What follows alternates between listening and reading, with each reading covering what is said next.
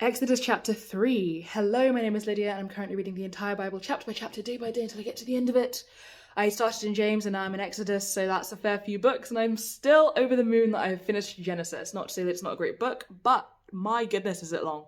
I say this like Psalms isn't coming. Psalms, I may have to treat as like 5 different books to not fall off, because I always do. Whenever I start that book, I never finish it. Regardless, let's get into it. Exodus chapter 3. Moses and the burning bush. Now Moses was tending the flock of Jethro, his father-in-law, the priest of Midian, and he led the flock to the far side of the desert and came to Horeb, the mountain of God. There the angel of the Lord appeared to him in flames of fire from within a bush. Moses saw that though the bush was on fire, it did not burn up.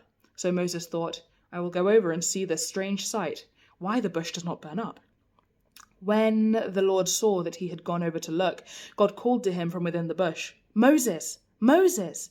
And Moses said, Here I am. Do not come any closer, God said. Take off your sandals, for the place where you are standing is holy ground. Then he said, I am the God of your father, the God of Abraham, the God of Isaac, and the God of Jacob. At this, Moses hid his face, because he was afraid to look at God. The Lord said, I have indeed seen the misery of my people in Egypt. I have heard them crying out because of their slave drivers, and I am concerned about their suffering.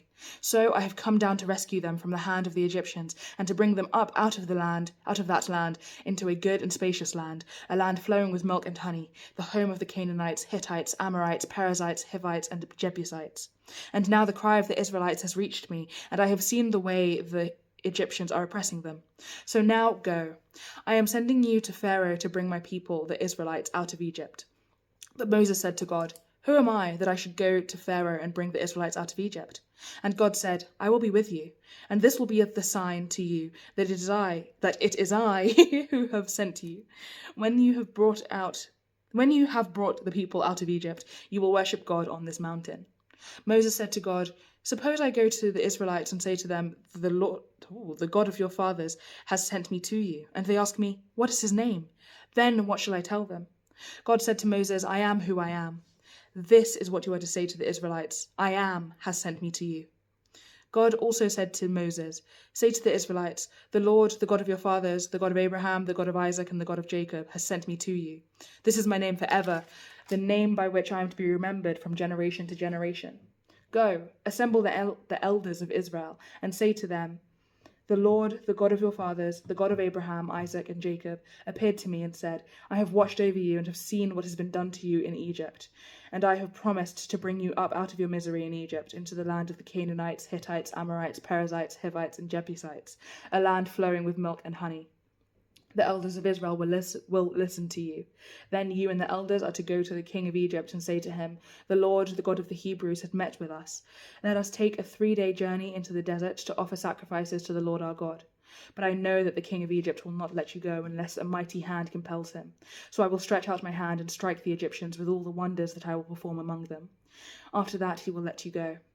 And I will make the Egyptians favourably disposed towards this people, so that when you leave, you will not go empty-handed.